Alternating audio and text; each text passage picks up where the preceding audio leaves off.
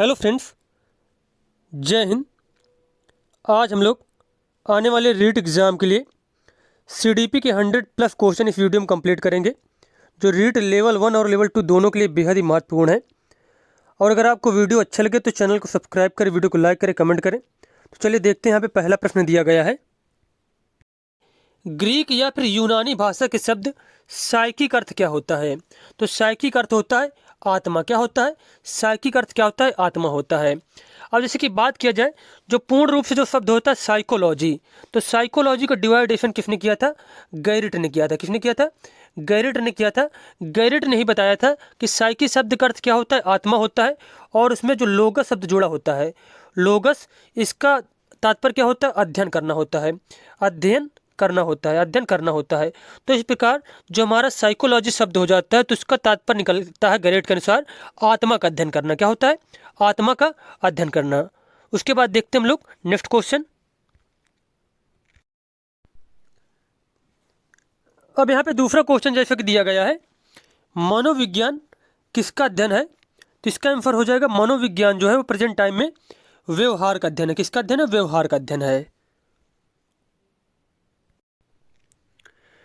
उसके बाद क्वेश्चन पूछा गया यहाँ पे, मनोविज्ञान या फिर साइकोलॉजी शब्द का सर्वप्रथम प्रयोग रूडोल्फ गोयकले ने सन 1590 में अपनी किस पुस्तक में किया था? तो इसका आंसर हो जाएगा साइकोलॉजिया में। किसमें? साइकोलॉजिया में। वर्तमान समय में मनोविज्ञान क्या है? वर्तमान समय में मनोविज्ञान है व्यवहार का विज्ञान। व्यवहार का विज्ञान। मनोविज्ञान मन या मस्तिष्क का विज्ञान है। किसने इस परिभाषा का समर्थन किया था? पोम्पोनोजी ने। पोम्पोनोजी ने। विलियम मैकडुगल ने अपनी पुस्तक द आउटलाइन साइकोलॉजी में किस शब्द की आलोचना की थी? तो इसका आंसर हो जाएगा चेतना शब्द की। किसकी? चेतना शब्द की। और विलियम मैकडुगल को जो है मूल प्रत्ययों का जन्मदाता माना जाता है। मूल प्रवृत्तियों का जन्मदाता माना जाता है। और इन्होंने मुख्य रूप से 14 प्रकार की मूल प्रवृत्तियां बताई थी। कितने प्रकार की? 14 प्रकार की मूल प्रवृत्तियां बताई थी।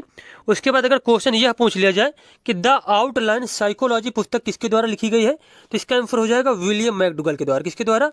विलियम मैकडुगल के द्वारा। मनोविज्ञान होता है, तो मनोविज्ञान होता है विधायक विज्ञान। कैसा होता है? विधायक विज्ञान। या फिर कहीं कहीं पे क्वेश्चन मिलता है, ऑप्शन रहते हैं कला और विज्ञान।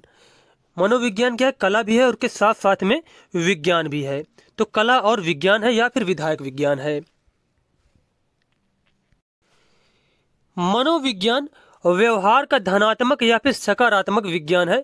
यह कथन किसके द्वारा दिया गया था? वाटसन के द्वारा। किसके द्वारा? वाटसन के द्वारा।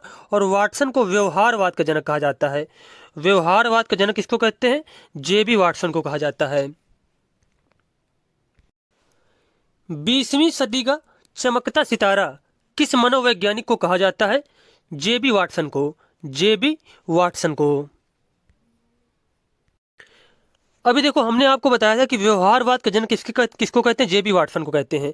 अब देखो वही क्वेश्चन यहाँ पे आ गया है, व्यवहारवाद की स्थापना कब और किसने की थी? तो इसका आंसर हो जाएगा 1913 में जेबी वाटसन ने। 1913 में जेबी वाटसन ने। उसके बाद विलियम वुंट को प्रकारवाद का जनक कहा जाता है। प्रकारवाद के जनक कहते हैं। विलियम वुंट को कहते हैं संरचनावाद का जनक। किसका जनक कहते हैं? संरचनावाद के जनक कहते हैं विलियम वुंट को। और प्रकारवाद के जनक कहते हैं, प्रकारवाद के जनक कहते हैं विलियम जेम्स को। किसको कहते हैं? विलियम जेम्स को कहते हैं। और जेम्स को अमेरिकी मनोवैज्ञानिक जो है, अमेरिकी मनोविज्ञान का जनक भी कहा जाता है। बात की जाए मैक्स वर्दिमर की, तो इनको गेस्टाल्टवाद का जनक कहा जाता है। गेस्टाल्टवाद का जनक कहा जाता है। किस देश के थे वर्दिमर? जर्मनी के थे। उसके बाद बात की जाए यहाँ पे सिगमंड फ्रायड की, तो सिगमंड फ्रायड को मनोविश्लेषणवाद के जनक कहते हैं। किसका जनक कहते हैं? मनोविश्लेषणवाद के जनक कहा जाता है। मनोविश्लेषणवाद के जनक कहा जाता है। और इन्होंने सबसे ज्यादा जोर दिया था अचेतन मन पर। किस पर जोर दिया था? अचेतन मन पर सर्वाधिक जोर दिया था। उसके बाद क्वेश्चन हमारा है, मनोविज्ञान ने सर्वप्रथम अपनी आत्मा, फिर मन और फिर चेतना का त्याग किया तथा वर्तमान में व्यवहार के स्वरूप को अपनाए हुए है या फिर व्यवहार के स्वरूप को अपनाता है। मनोविज्ञान की यह अर्थ यात्रा या फिर यह परिभाषा किसने दी है? तो आर.एस. वुडवर्थ ने। किसने? आर.एस. वुडवर्थ ने। नेक्स्ट क्वेश्चन यहाँ पे है, प्रिंसिपल ऑफ साइकोलॉजी के लेखक कौन है? William James. कौन है? William James. मनोविज्ञान का कौन सा संप्रदाय व्यवहार के विश्लेषण में अचेतन विचारों, भावनाओं एवं स्मृति पर आधारित है? तो इसका आंसर हो जाएगा मनोगतिक सिद्धांत। कौन सा? मनोगतिक सिद्धांत या फिर मनोगतिक संप्रदाय। व्यवहारवाद मनोविज्ञान को बनाता है। क्या बनाता है? मनोविज्ञान को बनाता है एक विज्ञान बनाता है। व्यवहारवाद के अनुसार निम्नलिखित में से कौन सा कथन असत्य है? यह अवलोकनीय व्यवहार पर बल देता है, तो यह कथन बिल्कुल सही है। यह चेतना का विरोध करता है, यह भी सही है। यह वातावरण पर बल देता है, यह भी कथन सही है। यह अंतर्वेशन विधि को स्वीकार करता है, तो ये ऑप्शन यहाँ पे गलत हो जाएगा। व्यवहारवाद अंतर्वेशन विधि को स्वीकार नहीं करता है। अब यहाँ पे क्वेश्चन है, अब यहाँ पे नेक्स्ट क्वेश्चन दिया गया है, मनोविज्ञान के विकास क्रम के संदर्भ में असुमेलित युग्म है। मनोविज्ञान को आत्मा का विज्ञान माना था अरस्तु, प्लेटो, डेकार्टे ने, तो ये कथन बिल्कुल सही दिया गया है। मनोविज्ञान को आत्मा का विज्ञान माना था अरस्तु, प्लेटो, डेकार्टे ने।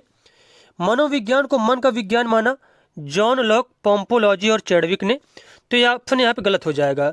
अगर यहाँ पे चैडविक की जगह यहाँ पे थॉमस रीड होता तो ये ऑप्शन यहाँ पे सही हो जाता। मन का विज्ञान माना था मनोविज्ञान को जॉन लॉक, पोम्पोलॉजी तक तो सही है, लेकिन यहाँ पे चैडविक जो है गलत दिया गया है। तो यहाँ पे अगर थॉमस रीड होता तो यह सही हो जाता। जैसे कि मन का विज्ञान, मनोविज्ञान को जो मन का विज्ञान किसने किसने माना था? तो जॉन लॉक हो गए, पोम्पोलॉजी हो गए, उसके बाद एक नाम नोट कर लीजिए आप लोग, थॉमस रीड। क्या था नाम? Thomas read. उसके बाद अगला ऑप्शन है चेतना का विज्ञान।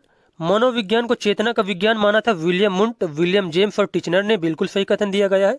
मनोविज्ञान को व्यवहार का विज्ञान माना था वाटसन, स्किनर और वुडवर्थ ने, तो ये भी कथन यहाँ पे सही दिया गया है। अब इस क्वेश्चन के अनुसार असुमेलित युग्म हमें बताना है, तो यहाँ पे बी वाला ऑप्शन बिल्कुल यहाँ पे गलत दिया गया है। उसके बाद देखते हैं हम लोग नेक्स्ट क्वेश्चन। अगला प्रश्न यहाँ पे है, निम्नलिखित में से कौन सा कथन सही नहीं है? मनोविज्ञान की उत्पत्ति ग्रीक भाषा से मानी जाती है, बिल्कुल सही है। विलियम मुंट को प्रयोगात्मक मनोविज्ञान का जनक माना जाता है, ये भी सही है। मनोविज्ञान की प्राचीन शाखा अपराध मनोविज्ञान है, तो ये भी कथन यहाँ पे सही दिया गया है। उसके बाद डी वाला ऑप्शन हमारा गलत हो जाएगा, क्योंकि यही वाला ऑप्शन हमारा बचा है। मनोविज्ञान या फिर साइकोलॉजी शब्द का सर्वप्रथम प्रयोग अरस्तु द्वारा किया गया था, तो ये ऑप्शन गलत हो जाएगा। बात की जाए मनोविज्ञान या फिर साइकोलॉजी शब्द का प्रयोग सर्वप्रथम किया गया था रूडोल्फ गोयकल के द्वारा। किसके द्वारा? रूडोल्फ गोयकल के द्वारा। रूडोल्फ गोयकल के द्वारा कब किया गया था? 1590 में किया गया था। किसमें किया गया था? उनकी जो पुस्तक थी साइकोलॉजिया में। किसमें? साइकोलॉजिया में। अब यहाँ पे जैसे कि बात की गई, यहाँ पे विलियम मुंट को प्रयोगात्मक मनोविज्ञान का जनक कहा जाता है। क्यों कहा जाता है इनको? क्योंकि 1879 में इन्होंने जर्मनी के लिप्जिंग शहर में, वहाँ पे एक लिप्जिंग विश्वविद्यालय था, इन्होंने वहाँ पे प्रयोगात्मक मनोविज्ञान जो है जनक इसलिए कहा जाता है कि इन्होंने वहाँ पे प्रथम प्रयोगशाला की स्थापना की थी 1879 में। और प्रेजेंट टाइम में जिस जगह पे इन्होंने स्थापना की थी प्रयोगशाला की, तो उस जगह का नाम हो गया कार्ल मार्क्स विश्वविद्यालय। कार्ल मार्क्स विश्वविद्यालय उस जगह का नाम हो गया है। और इनको, विलियम मुंट को अंतर्दर्शन विधि का प्रतिपादक माना जाता है। अंतर्दर्शन विधि का प्रतिपादक किसको मानते हैं? विलियम मुंट को माना जाता है। मनोविज्ञान की उत्पत्ति ग्रीक भाषा से मानी जाती है, तो ये भी कथन यहाँ पे सही दिया गया है। उसके बाद देखते हैं हम लोग अगला क्वेश्चन। इस क्वेश्चन के अनुसार यहाँ पे जो गलत कथन है, तो डी वाला ऑप्शन यहाँ पे गलत हो जाएगा। उसके बाद हमारा 18 नंबर क्वेश्चन है, मनोविज्ञान को विज्ञान कहलाने में किस कारक का महत्वपूर्ण योगदान है? वस्तुनिष्ठता का, क्रमबद्ध अध्ययन का, या फिर नियंत्रित प्रयोग का? तो इसका आंसर हो जाएगा इन सभी का योगदान महत्वपूर्ण है, तो डी वाला ऑप्शन यहाँ पे सही हो जाएगा, उपयुक्त सभी। अगला क्वेश्चन यहाँ पे दिया गया है, पुस्तक एवं लेखक के संदर्भ में असंगत विकल्प हमें बताना है। जैसे कि आउटलाइन ऑफ साइकोलॉजी पुस्तक विलियम मैकडूगल के द्वारा लिखी गई, बिल्कुल सही है। प्रिंसिपल ऑफ बिहेवियर्स, यह पुस्तक विलियम जेम्स के द्वारा लिखी गई, तो ये ऑप्शन गलत हो जाएगा। जैसे कि साइकोलॉजी पुस्तक रूडोल्फ गोयकले के द्वारा लिखी गई, ये भी सही है। डी एनिमा पुस्तक अरस्तु के द्वारा लिखी गई है, तो ये भी कथन यहाँ पे सही दिया गया है। अब यहाँ पे गलत कथन कौन सा है कि प्रिंसिपल ऑफ बिहेवियर्स यह विलियम जेम्स के द्वारा लिखी गई पुस्तक है, ये ऑप्शन यहाँ पे गलत हो जाएगा। तो इस क्वेश्चन में असंगत पूछा गया, तो इसके अनुसार यही ऑप्शन सही हो जाएगा।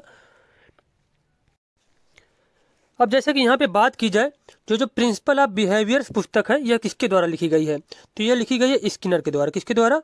स्किनर के द्वारा यह लिखी गई है।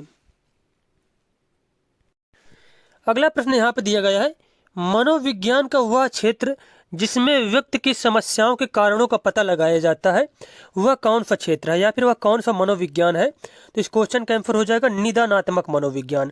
निदानात्मक मनोविज्ञान में जो व्यक्ति की कमियां होती, समस्याएं होती हैं, उनका पता लगाया जाता है, और उपचारात्मक मनोविज्ञान में उस समस्या का समाधान किया जाता है। तो ये पॉइंट आपको नोट करने हैं।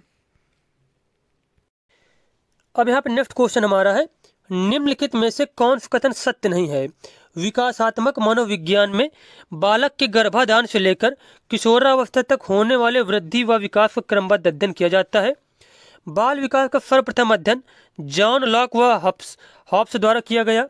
स्टैनले हॉल को किशोर मनोविज्ञान का जनक माना जाता है। मनोविज्ञान की सबसे नवीनतम शाखा परा मनोविज्ञान है। तो यहाँ पे सबसे पहले हम लोग समझते हैं कि सही कथन कौन से, क्योंकि सही कथन हमें याद रखने होते हैं। जैसे कि बाल विकास का सर्वप्रथम अध्ययन जॉन लॉक और हॉब्स द्वारा किया गया, बिल्कुल सही है। स्टैनले हॉल को किशोर मनोविज्ञान का जनक कहा जाता है, ये भी सही है। क्वेश्चन पूछ लिया जाए कि किशोर मनोविज्ञान का जनक किसे कहा जाता है, तो स्टैनले हॉल को।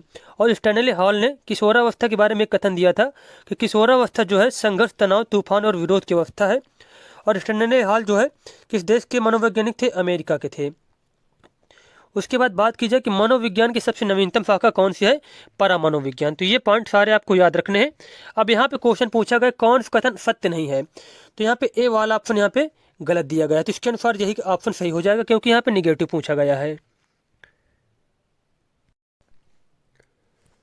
अब यहाँ पे क्वेश्चन दिया गया है, मनोविज्ञान के विभिन्न संप्रदायों की उत्पत्ति का सही क्रम हमें बताना है। तो सबसे पहले कौन सा संप्रदाय की उत्पत्ति हुई थी इनमें से? तो सबसे पहले उत्पत्ति हुई थी संरचनावाद की। नंबर 1 पे क्या हो जाएगा? संरचनावाद हो जाएगा। उसके बाद फिर प्रकारवाद नंबर 2 पर, नंबर 3 पर आ जाएगा गेस्टाल्टवाद, और नंबर 4 पर आ जाएगा व्यवहारवाद। तो इसका सही क्रम हो जाएगा यहाँ पे 2 3 4 1, 2 3 4 1 इसका सही क्रम हो जाएगा। अब इन सभी के हम लोग जनक समझ लेते हैं। इनके जो है प्रतिपादक कौन कौन थे? जैसे कि संरचनावाद के प्रतिपादक कौन थे? तो विलियम वुंड को संरचनावाद के प्रतिपादक कहा जाता है। प्रकारवाद के प्रतिपादक विलियम जेम्स को कहा जाता है। विलियम जेम्स को प्रकारवाद के प्रतिपादक कहते हैं। गेस्टाल्टवाद के प्रतिपादक थे वर्दिमर। कौन थे? वर्दिमर थे। और व्यवहारवाद के प्रतिपादक कौन थे? वाटसन थे। Watson, J B Watson. अगला क्वेश्चन है, निम्न में से मनोविज्ञान की एक शाखा नहीं है? औद्योगिक मनोविज्ञान, व्यक्तिगत मनोविज्ञान, परा मनोविज्ञान या फिर अपराध मनोविज्ञान। तो व्यक्तिगत मनोविज्ञान किसी भी प्रकार के मनोविज्ञान नहीं है, तो यहाँ पे इस क्वेश्चन के अनुसार बी वाला ऑप्शन सही हो जाएगा। अगला प्रश्न है, साहचर्यवाद संप्रदाय के प्रतिपादक कौन थे? John Locke. कौन थे? John Locke. मनोविज्ञान की सबसे प्राचीन विधि कौन सी है? तो अंतरदर्शन विधि। कौन सी विधि? अंतरदर्शन विधि। और इसके प्रतिपादक कौन थे? William Wundt. विलियम वुंट थे इसके प्रतिपादक। संरचनावाद का जनक माना जाता है विलियम वुंट को। विलियम वुंट को। स्वास्थ्य मनोविज्ञान के प्रतिपादक कौन है? स्वास्थ्य मनोविज्ञान का प्रतिपादक कहा जाता है C.W. बियर्स को। C.W. बियर्स को। नेक्स्ट क्वेश्चन है, संरचनावाद के अनुसार चेतना का एक तत्व नहीं है, तो इसमें से प्रेरक जो है चेतना का तत्व नहीं है, जबकि संवेदना, भाव और प्रतिमा ये क्या है? सभी चेतना के तत्वों के अंतर्गत आएंगे। संरचनावाद के अनुसार चेतना के अध्ययन की प्रमुख विधि कौन सी है? अंतरदर्शन विधि। अंतरदर्शन विधि। वह मनोविज्ञान जिसमें गर्भावस्था से किशोरावस्था तक बालक के वृद्धि और विकास का अध्ययन किया जाता है, उसे कहा जाता है बाल मनोविज्ञान। क्या कहते हैं? बाल मनोविज्ञान। वह मनोविज्ञान जिसमें गर्भावस्था से वृद्धावस्था तक की व्यक्ति की वृद्धि और विकास का अध्ययन किया जाता है, उस मनोविज्ञान को क्या कहा जाता है? तो इसका आंसर हो जाएगा विकासात्मक मनोविज्ञान। विकासात्मक मनोविज्ञान। प्रकारवाद की स्थापना किसने व कब की थी? विलियम जेम्स ने 1890 में। विलियम जेम्स ने 1890 ईस्वी में।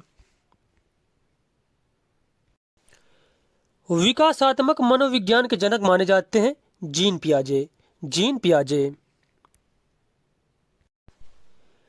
शिक्षा मनोविज्ञान का उद्भव कब हुआ था? सन 1900 में। सन 1900 में। उसके बाद क्वेश्चन है, शिक्षा मनोविज्ञान का वास्तविक स्वरूप कब प्रकट हुआ था? 1920 ईस्वी में। 1920 ईस्वी में। साइकोसिस, न्यूरोसिस, असामान्य व्यवहार, मनोरोगी आदि का अध्ययन मनोविज्ञान की किस शाखा में किया जाता है? असामान्य मनोविज्ञान में। किसमें? असामान्य मनोविज्ञान में। उसके बाद हमारा 37 नंबर क्वेश्चन है, अंग्रेजी भाषा के एजुकेशन शब्द की उत्पत्ति मूलतः किस भाषा से हुई है? लैटिन भाषा से। किससे? लैटिन भाषा से। शिक्षा का वास्तविक अर्थ क्या है? शिक्षा का वास्तविक अर्थ होता है व्यवहार को परिमार्जित या फिर प्रकाशित करने वाली क्रिया। व्यवहार को परिमार्जित या फिर प्रकाशित करने वाली क्रिया। शिक्षा बालक की अंतर्निहित योग्यताओं का स्वाभाविक समरस एवं प्रतिशील विकास करती है। यह कथन किसके द्वारा दिया गया था? पेस्टोलॉजी के द्वारा। किसके द्वारा? पेस्टोलॉजी के द्वारा। अरस्तु ने आत्मा के अध्ययन की शुरुआत किस विषय के अंतर्गत की थी? तो इसका आंसर हो जाएगा दर्शन शास्त्र के अंतर्गत। किसके अंतर्गत? दर्शन शास्त्र के अंतर्गत। प्राचीन मनोविज्ञान का जनक किसे कहा जाता है? अरस्तु को। किसे कहते हैं? अरस्तु को।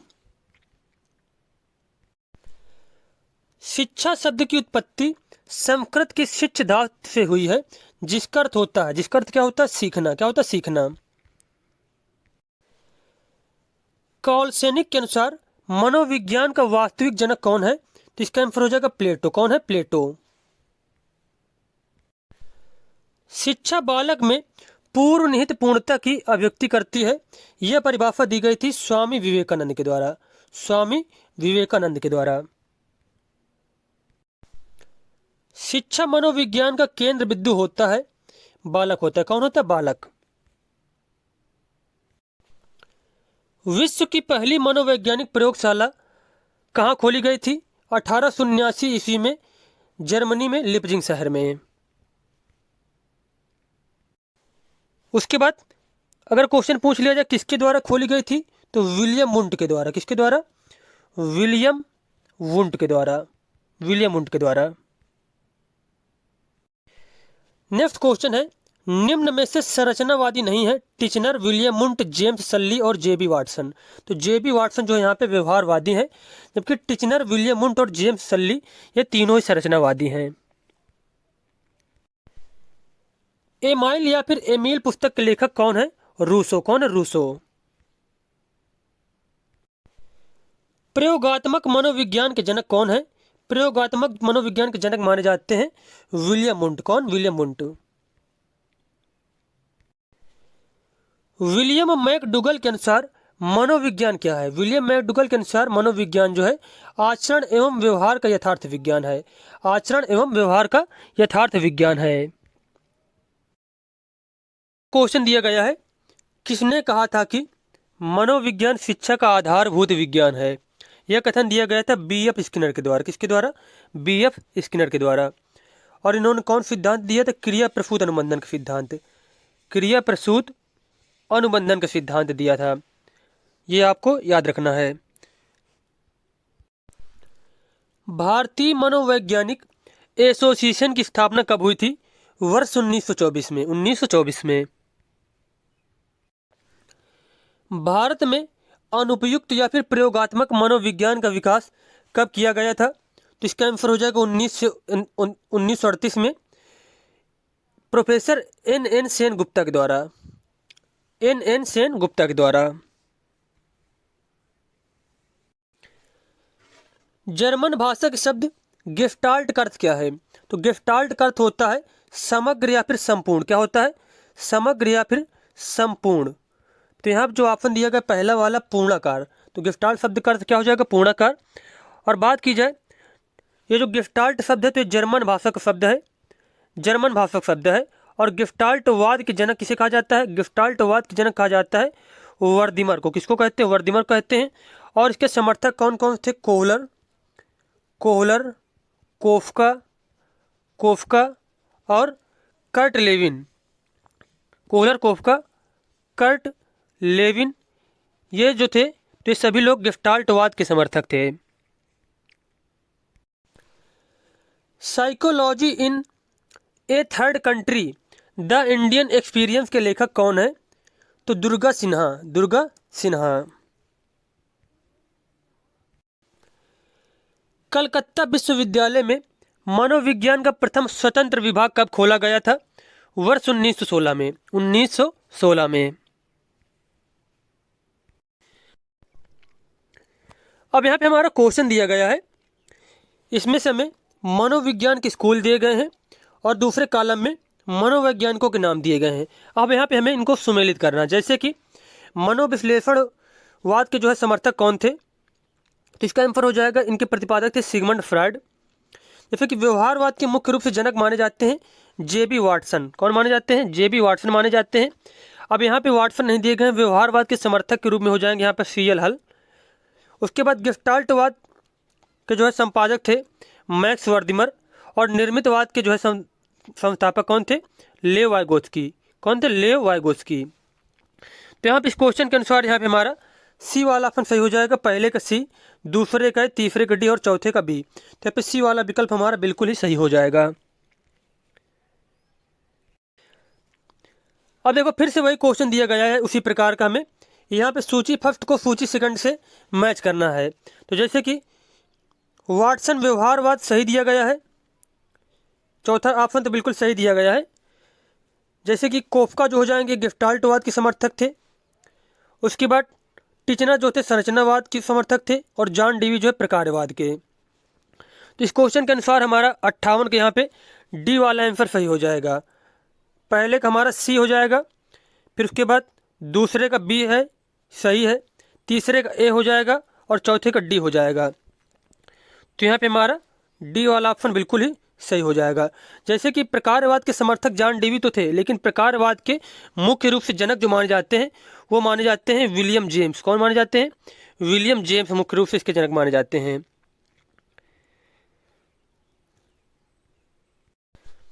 जैसे कि गेस्टाल्टवाद है तो गेस्टाल्टवाद के जनक जो थे वो वर्दीमर थे, इनके जो है क्या थे? समर्थक। जैसे कि कोफ्का हो गए। टिचनर संरचनावाद के समर्थक थे और संरचनावाद के जैसे कि जनक, संरचनावाद के जनक कहा जाता है विलियम वुंड को। किसको कहते हैं? विलियम वुंड को जनक माना जाता है और समर्थक थे टिचनर इसके। तो यहाँ पे इस क्वेश्चन के अनुसार हमारा डी वाला विकल्प सही हो जाएगा। पहले का सी, उसके बाद दूसरे का बी सही दिया गया है, तीसरे का ए और चौथे का डी। अगला प्रश्न है गेस्टाल्टवाद के जन्मदाता कौन है? तो वर्दीमर। कौन है? वर्दीमर। अगला प्रश्न है निम्न में से कौन से युग्म सही नहीं? जैसे कि वाटसन व्यवहारवाद सही दिया गया है, जॉन डेवी संरचनावाद, जीन पियाजे संज्ञानात्मक विकास, वर्दीमर गेस्टाल्टवाद। तो यहाँ पे बी ऑप्शन गलत दिया गया है, क्योंकि जो संरचनावाद के प्रतिपादक थे वो थे विलियम वुंड। कौन थे? विलियम वुंड थे। तो इस क्वेश्चन में निगेटिव पूछा गया नहीं है, तो बी वाला ऑप्शन यहाँ पे सही हो जाएगा। यही वाला ऑप्शन जो है सही मैच नहीं किया गया है। अब यहाँ पे फिर से हमें मैच करना है। जैसे कि पहला है यहाँ पे पुस्तकें दी गई हैं, यहाँ पे उनके लेखकों के बारे में बताया गया है। तो मैं मैच करना, जैसे कि एमाइल पुस्तक किसके द्वारा लिखी गई है? तो ये ऑप्शन बिल्कुल सही दिया गया, एमाइल रूसो के द्वारा लिखी गई है। उसके बाद आउटलाइन साइकोलॉजी पुस्तक है, यह लिखी गई विलियम मैकडुगल के द्वारा। किसके द्वारा? विलियम मैकडुगल के द्वारा यह लिखी गई है। उसके बाद बात की जाए जैसे कि एम्पिरिसिज्म, तो एम्पिरिसिज्म लिखी गई जॉन लॉक के द्वारा। किसके द्वारा? जॉन लॉक के द्वारा। और एजुकेशन साइकोलॉजी के जो है लेखक कौन है? थॉर्नडाइक है। कौन है? थॉर्नडाइक है। तो इस क्वेश्चन के अनुसार यहाँ पे हमारा सी वाला ऑप्शन सही हो जाएगा, ACBD। ACBD। जैसे कि पहले को हम लोग ए से मैच करेंगे, एमाइल रूसो सही है। आउटलाइन ऑफ साइकोलॉजी के लेखक है विलियम मैकडूगल और एम्पिरिसिज्म के लेखक है जॉन लॉक। एजुकेशन साइकोलॉजी के लेखक कौन है? थॉर्नडाइक है। तो यहाँ पे सी वाला ऑप्शन हमारा सही हो जाएगा। जर्मनी के विलियम वुंट जाने जाते हैं पहली मनोवैज्ञानिक प्रयोगशाला खोलने के लिए। कब खोली थी इन्होंने? 1879 में। कहाँ पे खोली थी? जर्मनी में जो जगह थी लिपजिंग, वहीं पे था लिपजिंग विश्वविद्यालय। और प्रेजेंट टाइम में उस जगह का नाम हो गया कार्ल मार्क्स विश्वविद्यालय। क्या नाम हो गया? कार्ल मार्क्स विश्वविद्यालय। तो यहाँ पे ए वाला ऑप्शन हमारा बिल्कुल सही है। मनोविज्ञान मानव व्यवहार और मानव संबंधों का अध्ययन है। यह कथन संबंधित है क्रो एंड क्रो से। क्रो एंड क्रो से। और इनका एक फेमस कथन है, इन्होंने 20वीं शताब्दी को बालक की शताब्दी कहा था। क्रो एंड क्रो ने 20वीं शताब्दी को बालक की शताब्दी कहा था। अगला क्वेश्चन है, मनोविज्ञान की प्रकृति के संबंध में असत्य कथन है। यह एक विधायक विज्ञान है। बिल्कुल सही है, मनोविज्ञान एक विधायक विज्ञान है। इसका प्रमुख कार्य मानव व्यवहार का अध्ययन करना है। यह भी सही है। इसकी प्रकृति वैज्ञानिक है, तो यह भी कथन यहाँ पे सही दिया गया है। लेकिन डी वाला ऑप्शन यहाँ पे गलत दिया गया है। इसके नियम असार्वभौमिक होते हैं, यह कथन यहाँ पे गलत दिया गया है। तो यहाँ पे असत्य कथन पूछा गया है, तो इसके अनुसार यही वाला ऑप्शन सही हो जाएगा। शिक्षा मनोविज्ञान का जनक किसे कहा जाता है? थॉर्नडाइक को। किसे कहते हैं? थॉर्नडाइक को। शिक्षा मनोविज्ञान मनोविज्ञान की वह शाखा है जो शिक्षण एवं अधिगम से संबंधित है। यह कथन किसका है? यह कथन है स्किनर का। किसका? स्किनर का। शिक्षा शब्द का शाब्दिक अर्थ क्या होता है? तो सीखना व फिर सिखाना।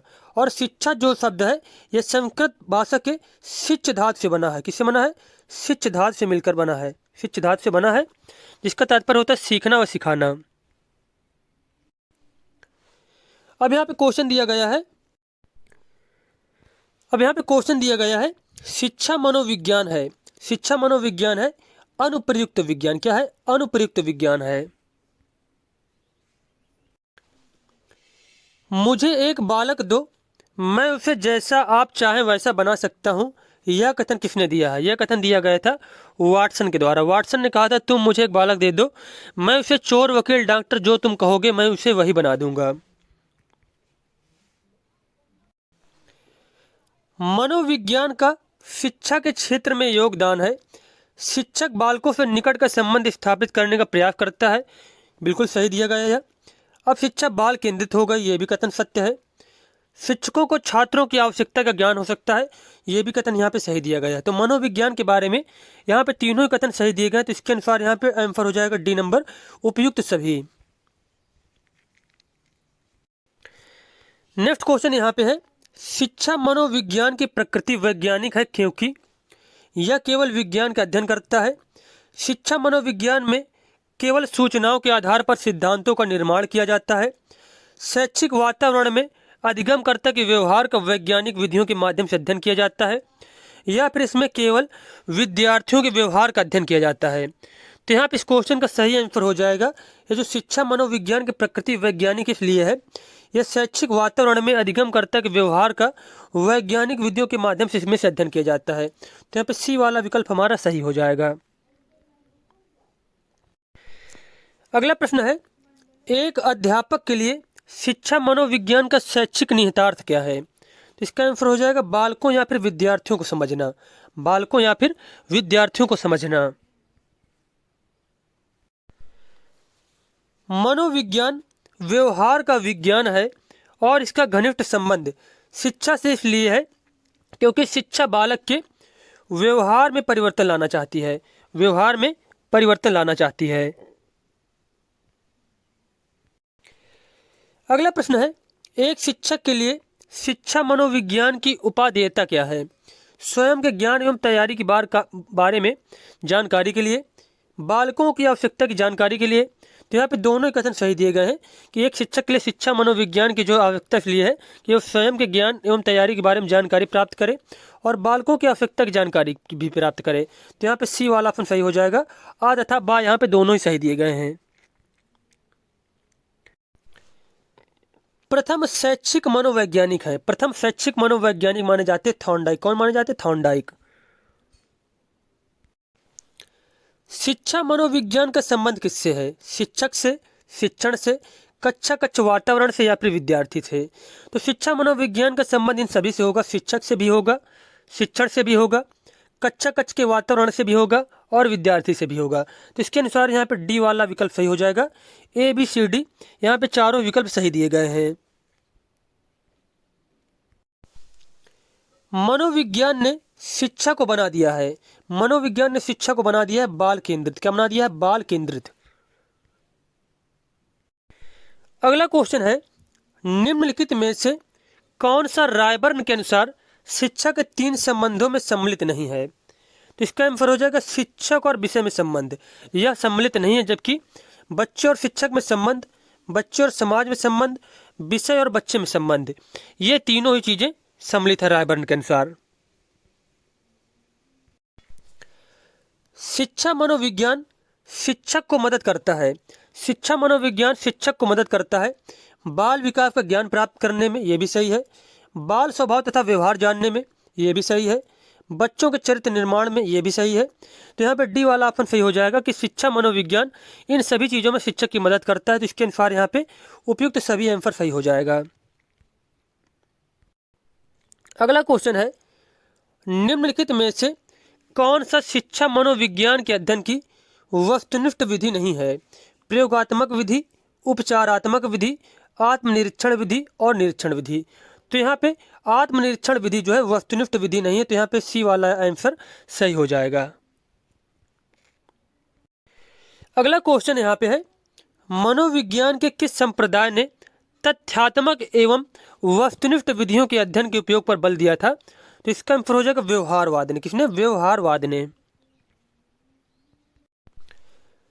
शिक्षा मनोविज्ञान के अंतर्गत शिक्षा से संबंधित संपूर्ण व्यवहार और व्यक्तित्व आ जाता है। यह परिभाषा किसके द्वारा दी गई थी? यह परिभाषा दी गई थी स्किनर के द्वारा। स्किनर ने क्या कहा था? शिक्षा मनोविज्ञान के अंतर्गत शिक्षा से संबंधित संपूर्ण व्यवहार और व्यक्तित्व आ जाता है। शिक्षा मनोविज्ञान व्यक्ति के जन्म से वृद्धावस्था तक सीखने के अनुभवों का वर्णन और व्याख्या करता है। यह कथन दिया गया था क्रो एंड क्रो ने। क्रो एंड क्रो के द्वारा कहा गया था कि शिक्षा मनोविज्ञान जो है व्यक्ति के जन्म से वृद्धावस्था तक सीखने के अनुभवों का वर्णन और व्याख्या करता है। मनोविश्लेषणवाद के प्रतिपादक कौन है? मनोविश्लेषण के बाद जो है मनोविश्लेषणवाद के प्रतिपादक माने जाते हैं सिगमंड फ्रॉयड। और कब प्रतिपादन किया था? 1900 में, सन 1900 में। शिक्षा मनोविज्ञान के ज्ञान के द्वारा शिक्षक बालकों की वैयक्तिक विभिन्नताओं का ज्ञान प्राप्त करता है। बिल्कुल सही दिया गया है। उचित शिक्षण विधियों का चयन करता है, ये भी सही है। कक्षा कक्ष में अनुशासन स्थापित करता है, ये भी कथन सही दिया गया है। तो शिक्षा मनोविज्ञान के द्वारा ये सारे कार्य करता है शिक्षक। तो इसके अनुसार यहाँ पर डी वाला विकल्प सही हो जाएगा हमारा, उपयुक्त सभी। प्रशिक्षणार्थियों हेतु शिक्षा मनोविज्ञान का आधारभूत कार्य है। तो इसका आंसर हो जाएगा छात्रों की समस्याओं, व्यवहार एवं आवश्यकता के प्रति अंतर सूझ विकसित करना। छात्रों के समस्याओं, व्यवहार एवं आवश्यकता के प्रति अंतर सूझ विकसित करना। मनोविज्ञान का कौन सा संप्रदाय मनोविज्ञान को विशुद्ध विज्ञान के रूप में स्थापित करने पर बल देता है? तो इसका आंसर हो जाएगा व्यवहारवाद। व्यवहारवाद। परिवार बच्चे को निम्न प्रकार से शिक्षा देता है। तो इस क्वेश्चन का आंसर हो जाएगा अनौपचारिक रूप से। कैसे देता है? अनौपचारिक रूप से। अगला क्वेश्चन है, निम्नलिखित में से शिक्षा मनोविज्ञान के संदर्भ में कौन सा कथन सही नहीं है? आत्मा के विज्ञान के रूप में, तर्क के विज्ञान के रूप में, मस्तिष्क के विज्ञान के रूप में या फिर चेतना के विज्ञान के रूप में। तो यहाँ पे बी वाला ऑप्शन गलत दिया गया है। मनोविज्ञान को तर्क के विज्ञान के रूप में नहीं माना गया था। तो यहाँ पे डी वाला ऑप्शन सही हो जाएगा, केवल बी वाला ऑप्शन यहाँ पे गलत दिया गया है। अगला क्वेश्चन है, पावलाव व स्किनर निम्न में से किससे संबंधित है? तो पावलाव और स्किनर संबंधित है व्यवहारवाद से। किससे संबंधित है? व्यवहारवाद से संबंधित है। शिक्षा मनोविज्ञान संबंधित है अधिगमकर्ता से, अधिगम प्रक्रिया से, अधिगम स्थितियों से, उपरोक्त सभी। तो इसका आंसर हो जाएगा उपरोक्त सभी से। अगला क्वेश्चन यहाँ पे है, निम्नलिखित में से कौन सा शिक्षा मनोविज्ञान की प्रकृति को सबसे उपयुक्त रूप में प्रदर्शित करता है? धनात्मक विज्ञान, नियामक विज्ञान या फिर व्यवहारगत विज्ञान? उपयुक्त कोड का प्रयोग करते हुए सही उत्तर छांटिए। तो यहाँ पे शिक्षा मनोविज्ञान के प्रकृति को सबसे उपयुक्त रूप से यहाँ पे प्रदर्शित करने वाले जो शब्द हैं वो हो जाएगा धनात्मक विज्ञान और व्यवहारगत विज्ञान। धनात्मक विज्ञान और व्यवहारगत विज्ञान। तो इसके अनुसार सी वाला ऑप्शन सही हो जाएगा। यहाँ पे ए एवं सी विकल्प बिल्कुल सही दिए गए हैं। अब क्वेश्चन दिया गया है, शिक्षा मनोविज्ञान नहीं है अनुप्रयुक्त विज्ञान, व्यवहारिक विज्ञान, सामाजिक विज्ञान या फिर आदर्श मूलक विज्ञान? इस क्वेश्चन का आंसर हो जाएगा शिक्षा मनोविज्ञान जो है आदर्श मूलक विज्ञान नहीं है। अगला प्रश्न है, शिक्षा में मुख्य परिवर्तन शिक्षक केंद्रित से होना है। तो मुख्य परिवर्तन किससे होना है? तो इसका आंसर हो जाएगा छात्र केंद्रित से। छात्र केंद्रित से। निम्नलिखित में से कौन सा शैक्षिक मनोविज्ञान का क्षेत्र नहीं है? व्यक्तिगत समानताएं, मूल्यांकन, पाठ्यक्रम का निर्माण और अधिगम? तो इसका आंसर हो जाएगा व्यक्तिगत समानताएं। व्यक्तिगत समानताएं। विद्यालय को लघु समाज की संज्ञा दी है जॉन डीवी ने। जॉन डीवी ने। निम्न में से कौन सा शिक्षा मनोविज्ञान का कार्य नहीं है? अधिगमकर्ता को जानना, विषय वस्तु का चयन एवं संगठन करना, सीखने की प्रविधियों के लिए सलाह देना। तो ये सारे कार्य होते शिक्षा मनोविज्ञान के, जबकि असामान्य मनोविज्ञान वाले व्यक्ति को समझना यह कार्य शिक्षा मनोविज्ञान का नहीं है। तो इस क्वेश्चन में पूछा गया नहीं है, तो यहाँ पे डी वाला आंसर जो सही हो जाएगा, यही जो है नहीं है। निम्न में से कौन सा कथन असत्य है? शिक्षा मनोविज्ञान शिक्षा संबंधी व्यापक दृष्टिकोण नहीं प्रदान करता है। शिक्षा मनोविज्ञान व्यक्तिगत विभिन्नताओं को ध्यान रखना सिखाता है। शिक्षा मनोविज्ञान अध्यापकों को मापन की विधियों से परिचित कराता है। शिक्षा मनोविज्ञान श्रेष्ठ शिक्षण विधियों की जानकारी देता है। तो यहाँ पे क्वेश्चन यह पूछा गया कि इसमें से कथन असत्य कौन सा, गलत कथन हमें बताना है। तो इसका आंसर हो जाएगा कि शिक्षा मनोविज्ञान शिक्षा संबंधी व्यापक दृष्टिकोण नहीं प्रदान करता। तो ये ऑप्शन यहाँ पे गलत हो जाएगा, क्योंकि जो है शिक्षा मनोविज्ञान शिक्षा संबंधी व्यापक दृष्टिकोण प्रदान करता है। तो यहाँ पे असत्य कथन पूछा गया है, तो यही वाला कथन असत्य हो जाएगा। शिक्षा मनोविज्ञान का महत्व है विकासात्मक विशेषताओं को समझने में, अधिगम की प्रकृति को समझने में, व्यक्तिगत भिन्नताओं को समझने में, या फिर सभी विकल्प सही हैं। तो यहाँ पे सभी विकल्प सही दिए गए हैं। निम्नांकित में से कौन सी शिक्षा मनोविज्ञान का एक कार्य नहीं है? अनुशासन बनाए रखने में सहयोग, कक्षा कक्ष की समस्याओं का समाधान, आकलन एवं मूल्यांकन में सहयोग, या फिर कोई भी विकल्प सही नहीं है। तो यहाँ पे इसके अनुसार 100 नंबर जो क्वेश्चन दिया गया है, इसके अनुसार यहाँ पे कोई भी ऑप्शन सही नहीं दिए गए हैं, क्योंकि यहाँ पे क्वेश्चन यह पूछा गया शिक्षा मनोविज्ञान का एक कार्य नहीं है। तो सारे कार्य जो होते हैं शिक्षा मनोविज्ञान के होते हैं। तो यहाँ पे डी वाला आंसर सही हो जाएगा। शिक्षा मनोविज्ञान नहीं है। शिक्षा मनोविज्ञान क्या नहीं है? एक मानक विज्ञान नहीं है, जबकि शिक्षा मनोविज्ञान की एक अनुप्रयुक्त शाखा है। शिक्षा का विज्ञान है, एक धनात्मक विज्ञान है, यह एक मानक विज्ञान नहीं है। तो यहाँ पे पूछा गया नहीं है, तो डी वाला आंसर यहाँ पे सही हो जाएगा। अगला क्वेश्चन हमारा है, सूचना प्रसंस्करण सबसे अधिक निकटता से किससे संबंधित है? व्यवहारवाद से, गेस्टाल्ट मनोविज्ञान से, संज्ञानात्मक मनोविज्ञान से, या फिर सामाजिक संज्ञानात्मक मनोविज्ञान से? तो सूचना प्रसंस्करण सबसे अधिक संबंध निकटता संबंधित है सामाजिक संज्ञानात्मक मनोविज्ञान से। अगला प्रश्न है, शिक्षा मनोविज्ञान की विषय वस्तु की व्याख्या के लिए उपयुक्त पद है विकासशीलता। क्या है? विकासशीलता। शैक्षिक प्रक्रिया में मुख्य तत्व हैं।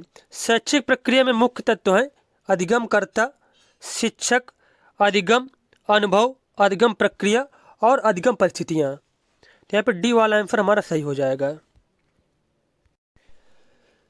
शिक्षा मनोविज्ञान शिक्षा का विज्ञान है। यह परिभाषा किसकी है? ई ए पील की। किसकी? ई ए पील की।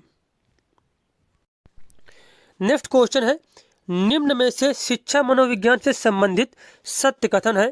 तो इसका आंसर हो जाएगा शिक्षा का आधार मनोविज्ञान। शिक्षा का आधार मनोविज्ञान। शिक्षा मनोविज्ञान व्यक्ति के जन्म से वृद्धावस्था तक सीखने के अनुभवों का वर्णन और व्याख्या करता है। यह कथन दिया गया था क्रो एंड क्रो के द्वारा। प्रेरकीय संप्रदाय के प्रतिपादक कौन है? William McDougall. William McDougall. निम्नलिखित में से कौन सा कथन शिक्षा मनोविज्ञान की प्रकृति से संबंधित नहीं है? यह एक व्यवहार परक विज्ञान है, यह एक सामाजिक विज्ञान है, यह एक धनात्मक विज्ञान है, यह एक मानकीय विज्ञान है। तो यहाँ पे गलत कथन बताना, तो यहाँ पे डी वाला ऑप्शन दिया गया है गलत, क्योंकि जो है शिक्षा मनोविज्ञान मानकीय विज्ञान नहीं है। शिक्षा मनोविज्ञान अध्ययन करता है, तो इसका आंसर हो जाएगा मानव व्यवहार व शैक्षणिक परिस्थितियों में। मानव व्यवहार का शैक्षिक परिस्थितियों में शिक्षा मनोविज्ञान अध्ययन करता है। तो यहाँ पे सी वाला आंसर बिल्कुल ही सही हो जाएगा।